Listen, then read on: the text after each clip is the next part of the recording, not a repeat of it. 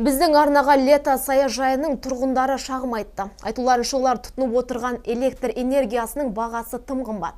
Жылдар бойы саяжай кооперативінің төрағасы жарық көзіне бекітілген тарифтік бағаны жөнсіз өсіріп, қарапайым халықтың қалтасын қағып келген. Ал саяжай басшысы тұрғындардың өзі кінәлі, электр көзін ұрлайды деп отыр. Әріптесі Мақбота Қайнар қос тарапты тыңдап қайтты. 500-ге жуық отбасы қоныстанған бүтін бір саяжай тұрғындары дабыл қағуда. Олар электр энергиясының бір айлық бағасы әриде әртүрлі өлшенеді дейді. Сондықтан да тұрғындар қазірде киловаттына 40 теңгеден төлеуге мәжбүр.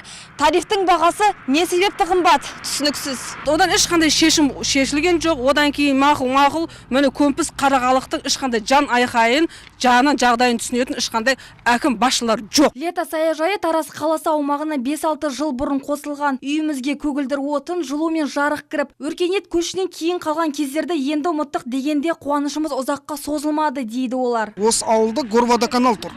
Осы ауылдан Тараз полностью су ішеді. Өзімізде су жоқ бірақ. Құдықтан аламыз. Айналып келгенде сол құдықтан су алған кезде сол светке тақалады.